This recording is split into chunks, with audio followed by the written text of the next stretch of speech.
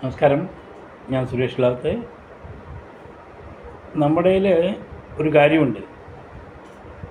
ഈ കർമ്മം ആരെയും വിട്ടു കൊടുക്കില്ല എന്ന് പറഞ്ഞ സംഭവം. അവനാൻ അനുഭവിക്കേണ്ട കർമ്മം അവൻ തന്നെ അനുഭവിച്ച് തീർക്കണം. നമ്മുടെ ദീദി ശ്രീ മമതാ ബാനർജി അവർ ഒരു മാസം മുമ്പ് വരെ തൃണമൂൽ കോൺഗ്രസ് പാർട്ടിയുടെ എല്ലാമായിരുന്നു. ഇന്ന് അവരുടെ നിയമസഭയിലെ 80 പേരോ 81 പേരോ ഉള്ളതിൽ 52 പേരോ 55 പേരോ നിലവിൽ അവർക്കെതിരായിട്ട് അവിശ്വാസ തീരുമാനം കൊണ്ടുവരുന്നു. അവരാണ് ഒരു പാർട്ടിയിൽ നിന്നുണ്ട്. അവരൊരു നിലവിൽ മമതാ ബാനർജി പശ്ചിമ ബംഗാളിൽ ഒരു സായന്ന ധർണാവരണം ചെയ്തിട്ടുണ്ടാണ്. അതിൽ പങ്കെടുക്കാൻ പറഞ്ഞ് എല്ലാവരെയും വിളിച്ചിട്ട് 5 MLA-മാരും 2 MP-മാരാണ് പങ്കെടുത്തത്. അതാ പറഞ്ഞ ബൂമറങ് എന്ന് പറയുന്ന സാധനം വളരെ ഇതാണ്.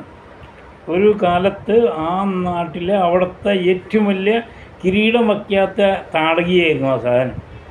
ഇന്ന് ആ പാർട്ടിയിലെ ആൾക്കാർ അവരെ പുറന്തള്ളാൻ വേണ്ടിയിട്ട് തയ്യാറെടുപ്പ് നടത്തിക്കൊണ്ടിരിക്കുന്നു. അവരെ പാർട്ടിയിൽ നിന്ന് കളയാനുള്ള പരിപാടിയാണ് അവർ ചെയ്യുന്നത്. അപ്പോൾ ആലോചിച്ച് നോക്കുക, നാളെ അവർ ഇലക്ഷൻ കമ്മീഷനെ ആയിട്ട് ബന്ധപ്പെട്ടിട്ടുണ്ട്. ഈ പാർട്ടിയിലെ ആൾക്കാർ അവരുടെയാണ് ഒറിജിനൽ തൃണമൂൽ കോൺഗ്രസ് എന്ന് പറഞ്ഞ് ഇത് തരണം എന്നാണ് ആവശ്യപ്പെട്ടേക്കുന്നത്. ഈ മമതാ ബാനർജി കഴിഞ്ഞ വട്ടം വഴക്കൂടിയേക്കണ ഇലക്ഷൻ കമ്മീഷണറാണ് ഇപ്പോൾ നിലവിലുള്ളത്. അദ്ദേഹത്തിൻ്റെ കയ്യിലേക്ക് തന്നെയാണ് ഇവരുടെ വിധി പോകുന്നത്. മനസ്സിലാക്കി നോക്കുക. നമ്മുടെ ഈ പൂതനയോ താട്ടകയോ എന്ത് വിളിച്ചാലും കുറവാണ്. ആ നാട്ടിലെ ഹിന്ദുക്കളെ മാക്സിമം ഇല്ലാണ്ടാക്കാൻ വേണ്ടിയാണ് അവർ ശ്രമിച്ചത്. അവരുടെ പാർട്ടിക്കാരനെ ആയ